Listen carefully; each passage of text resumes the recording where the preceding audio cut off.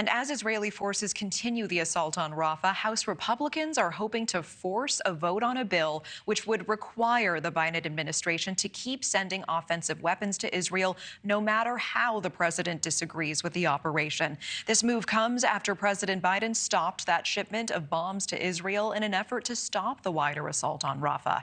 Now, more than half of Gaza's population, hundreds of thousands of people, are jammed into that city. And NewsNation's Joe Connell joining us live from Capitol Hill. Joe, I understand the House vote is expected sometime tomorrow now.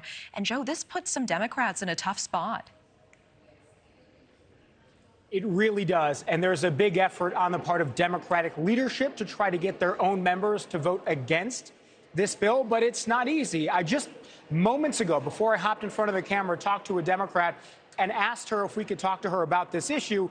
And she sort of joked and said, oh, just the easy stuff, right? Like, that tells you these Democrats are in a tough spot. If you're somebody who supports Israel's war against Hamas, but has concerns about the humanitarian toll that it's taken already on innocent civilians in Gaza, then yeah, this is a really tough one to swallow for Democrats. Republicans are essentially asking them to vote on a bill that condemns their own party's president in Joe Biden outright, and it also asks them to force the president's hand, take away his discretion, and mandate that he send all of the military assistance over to Israel.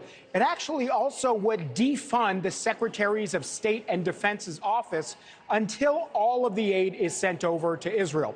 So most Democrats, I can tell you, are not going to vote for this. We've heard from many of them. They think this is a political messaging bill, but some are considering it. Remember last week, some 24 House Democrats sent a letter to President Biden asking about the decision to withhold aid to Israel.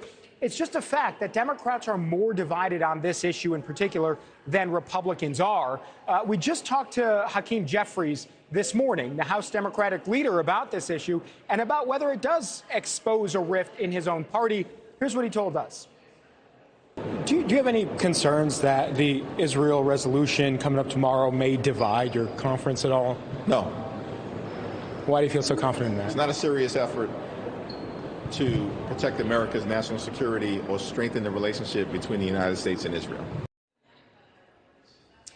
So we'll see where the vote ends up, Natasha. We can tell you that on the Senate side, it is very likely this bill never comes up at all. So it's not going to become law. And if by chance the Senate does pass it, we already know what President Biden is going to do with it because he's already said it. The White House releasing a statement saying about this bill, quote, it is a misguided reaction to a deliberate distortion of the administration's approach to Israel. He says if the president were presented with this bill, he would veto it.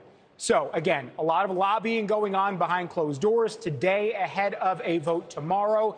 That will undoubtedly be a contentious one, and we're going to see where some of those members who are in the middle ultimately end up on it, Natasha. Yeah, it's interesting, but we appreciate that additional context as well. This is likely not going all the way. Joe Connell live from Capitol Hill. Yeah. Thank you. Thank you for watching. Go to newsnationnow.com to find News Nation on your television provider. And don't forget to click the red subscribe button below to get more of News Nation's fact-driven, unbiased coverage.